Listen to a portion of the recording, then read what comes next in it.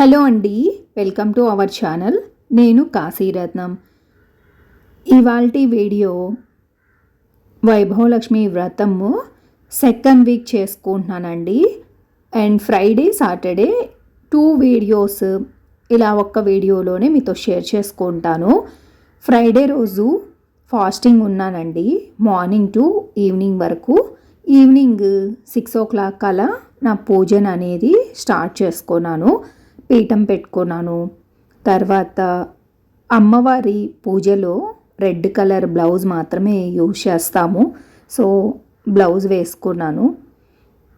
ఇక కలశం పెట్టుకొని అలాగే అమ్మవారి ఫోటో పెట్టుకొని ఆ రోజు చక్కెర పొంగల్ అయితే చేసుకున్నానండి ప్రసాదంగా. అలా పూజ అయితే చేసుకుంటూ ఉన్నాను. నేను వైభవలక్ష్మి పూజని 4 వారాలు అయితే చేసుకుంటానండి. ఇదైతే 2వ వారము చేసుకోవడము. పూజ కంప్లీట్ చేసుకున్న తర్వాత ఇద్దరికి కానీ ముగ్గురికి కానీ మన ఇష్టము తాంబూలం అయితే ఇవ్వాలి. వైభవలక్ష్మి పూజని నేను బుక్ చదువుకుంటూ కంప్లీట్ చేసుకుంటానండి. మధ్య మధ్యలో బుక్లో హారతి ఇవ్వాలి అనేసి వస్తుందన్నమాట. అందుకని హారతి ఇస్తున్నాను. తర్వాత ఇక పూజ అయితే కంప్లీట్ చేసుకున్నాను. బుక్ ఒకటి ఉంటే సరిపోతుందండి. బుక్లో ఉన్న ప్రకారం మనం పూజను అయితే కంప్లీట్ చేసుకోవచ్చు. 3 వారాలు నేనే చేసుకుంటానండి వైభవలక్ష్మి పూజని మాత్రం. 4వ వారం అంటే ఉద్యాపన ఉన్న వారం లాస్ట్ వీక్ మాత్రం నేను పూజారి గారితోనే చేయించుకుంటాను. ఇప్పుడు నేను చేసేదైతే 4వ సంవత్సరం చేస్తున్నానమాట వైభవలక్ష్మి పూజను మాత్రం. మీకు ఎవరికైనా పూజ చేసుకోవాలి అనే ఇంట్రెస్ట్ ఉంటే డీటెయిల్డ్గా వేరొక వీడియో అయితే మీతో షేర్ చేసుకుంటానండి. అలా చూసారు కదా, ప్రసాదం చేశాను, చక్కెర పొంగల్ చేశాను. ప్రసాదం కూడా అమ్మవారి దగ్గర పెట్టేసి అలాగే తులసమ్మ దగ్గర కూడా దీపాలు వెలిగించానండి. దివాళీ అయితే మనకి థర్స్డే వచ్చింది కదా, అలాగే ఫ్రైడే రోజు ఈ పూజను అయితే కంప్లీట్ చేసుకున్నాను. 2 days మనం చేసుకుంటాం కదా, సో కొన్ని టపాసులు కూడా ఉన్నాయన్నమాట. ధనుష్ అడుగుతూ ఉన్నాడు, ఇక కొన్ని ఉన్నాయి కదా కాల్చేద్దాము అని పూజ కంప్లీట్ చేసుకున్నాను. మా పైన ఒక ఆంటీ ఉన్నారు, సో ఆ ఆంటీని పిలిచేసి తాంబూలం కూడా ఇచ్చాను. ఇచ్చిన తర్వాత ఇక ప్రసాదం అయితే తీసుకున్నానండి. ఆ రోజు అంతా ఫాస్టింగ్ ఉన్నాను కదా, చుక్కల్ని చూసేసి అప్పుడు నా ఫాస్టింగ్ అనేది కంప్లీట్ చేశాను. అలాగే పిల్లలకి నాకు కూడా డిన్నర్ పెట్టేశాను. ముందు రోజు పెద్దగా టపాసులు కాలవడానికి అలా ఎక్కువసేపు స్పెండ్ చేయలేకపోయాం అనమాట దివాళీ రోజు. ఆ నెక్స్ట్ డే అయితే వచ్చాము. ఆల్రెడీ పిల్లలందరూ కూడా కాల్చుకొని వెళ్ళిపోయారు. కొన్ని టపాసులు ఉన్నాయి, ఇంకా మళ్ళీ వాటిని నెక్స్ట్ ఇయర్ వరకు ఉంచడం ఎందుకు, కాల్ చేసేయండి సరిపోతుంది కదా అంటే రెడ్డి ధనుష్ ఇద్దరు వచ్చారు. ఆ ఫ్లాట్స్లో ఇలా కాల్చడానికి పర్మిషన్ ఇవ్వరనమాట. ఇక మెయిన్ గేట్ ఆపోజిట్లో అయితే మనం ఇలా కాల్చుకోవచ్చు. ఆల్రెడీ పిల్లలందరూ కాల్చుకొని వెళ్ళిపోయారు. సో నేను ఇంట్లో పూజ చేసుకోవడం వల్ల లేట్ అయిపోయింది. ఇలా కొన్నే ఉన్నాయిలేండి, పెద్దగా ఏం లేవు. కానీ మా వారు మాత్రం పిలుస్తూ ఉన్నారు, నువ్వు కూడా కాల్చేద్దుదా అని చెప్పి, ఇంక అందుకే వచ్చాను నేను కూడా.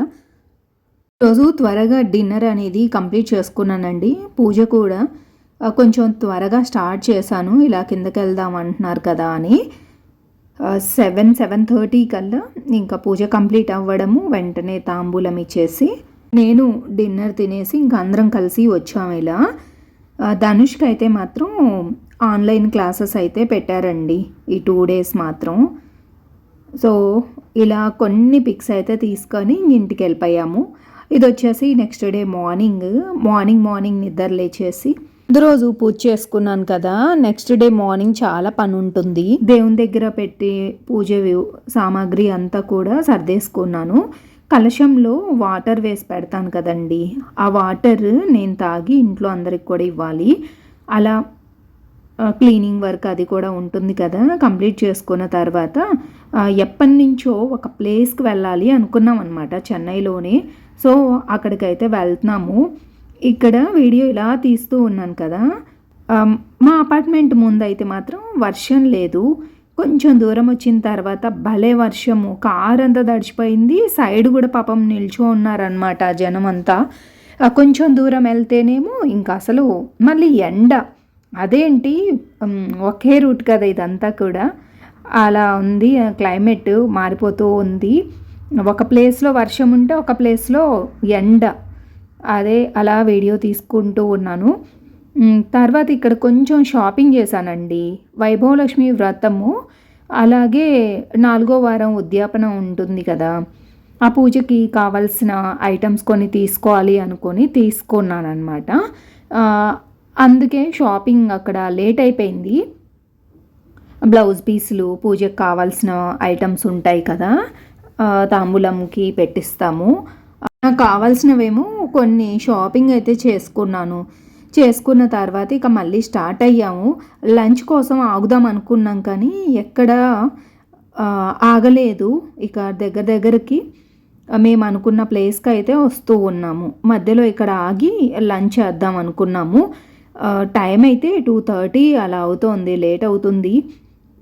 సరే టెంపుల్ ఎలాగో 4కి అలా ఓపెన్ అవుతుంది కదా అని ఎన్ని రోజుల నుంచి అనుకుంటున్నాము అసలు ఒక టెంపుల్కి అయితే రావాలి ఇక్కడ అని. మా ఇంటి దగ్గర నుంచి చాలా లాంగ్ అండి, 1.5 అవర్ పడుతుంది. ఇది బీచ్ రోడ్ అనమాట. ఇదంతా కూడా మనం ఇంకా పాండిచేరి, మహాబలిపురం అలా వెళ్ళొచ్చు. ఇది ఫస్ట్ మహాబలిపురమే వస్తుంది, తర్వాత పాండిచేరి. ఈ రూట్ అలాగే వస్తుంది. గోల్డెన్ బీచ్ అది కూడా ఉంటుంది అనమాట. సో ఆ రూట్కి ఈసీఆర్ రోడ్ అంటారు. సో అక్కడికైతే వచ్చాము. ఇక్కడ వెళ్తూ ఉంటే హోటల్ అయితే కనిపించింది. సరే బయట చూడడానికి బాగానే ఉంది, వెళ్దాంలే అనుకొని వచ్చాము. కాకపోతే ఎంత లేట్ అంటే ఆర్డర్ ఇస్తే 1.5 అవర్కి మనం ఇచ్చిన మెనూ తీసుకొచ్చారనమాట. బాగా ఇరిటేషన్ వచ్చింది అసలు.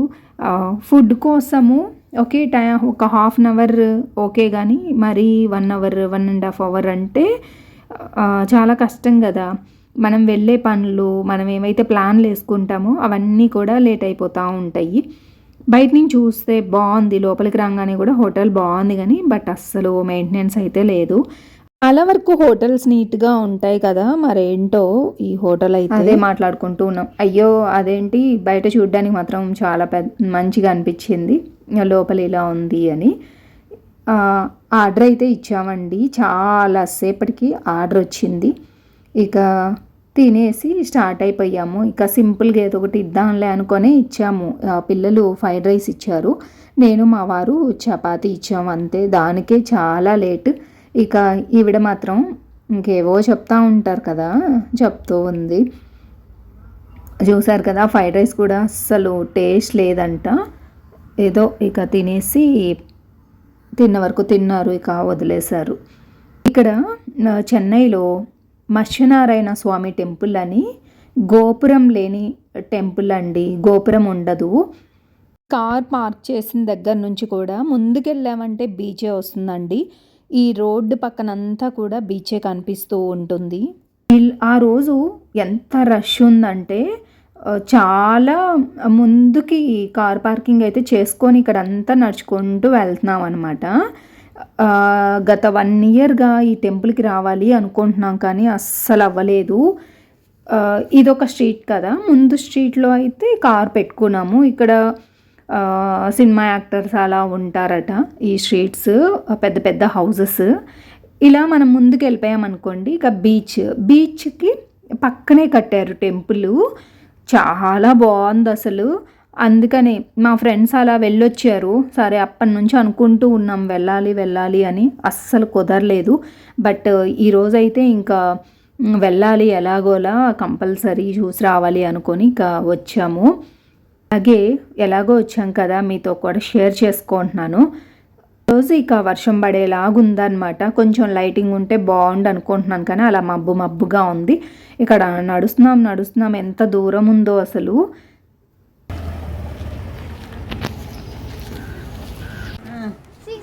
ఓ గుడి ఇదిగో ఎంట్రన్స్ గుడికి.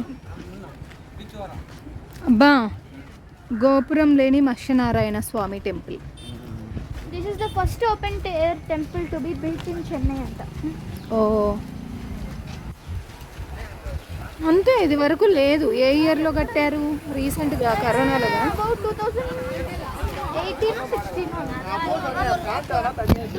అటు సైడా ఇది హౌజా? భలే కట్టుకున్నారు పక్కనే. లోపల ఇప్పొచ్చు అనుకుంటా. ఫైనల్లీ టెంపుల్కి అయితే వచ్చామండి. మేము కార్ని పార్క్ చేసాం కదా, అక్కడి నుంచి టెంపుల్కి చాలా లాంగ్ ఉంది, చాలా దూరమే నడిచాము. అసలు ఆ స్ట్రీట్ ఎండ్లో ఉంది కదా టెంపుల్, పక్కనే బీచ్ ఉందన్నమాట. ఇక్కడ టెంపుల్కి వచ్చిన వాళ్ళు పక్కన బీచ్కి వెళ్తారు. స్టార్టింగ్లో వినాయకుడు,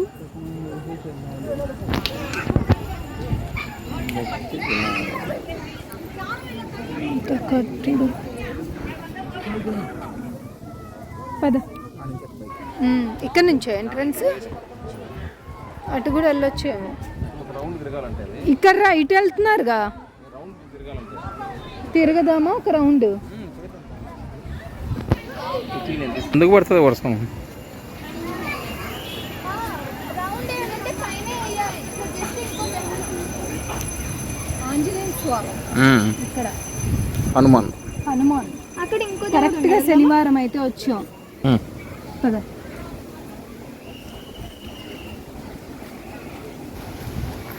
ఎంత బ్యూటిఫుల్గా ఉందంటే అసలు ఈ ప్లేస్ అయితే చాలా ప్లెజెంట్గా ఉంది.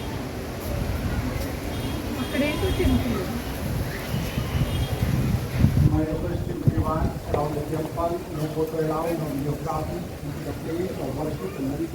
ఎవరు? శివుడా?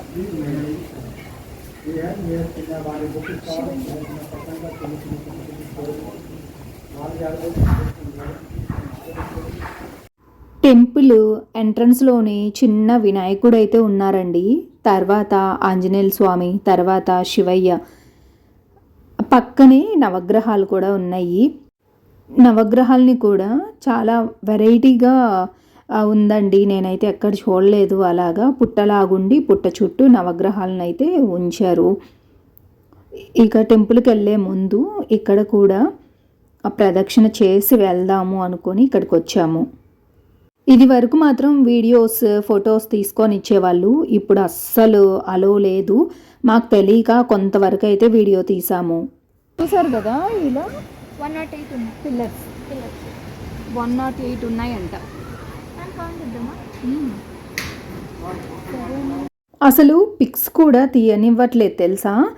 వీడియోస్ అలాగే కెమెరా అలో లేదనమాట లోపలికి. అక్కడ రాసున్నారు, సరేలే ఫొటోస్ అలో చేస్తారు కదా అని నేను అంతగా లైట్ తీసుకున్నా.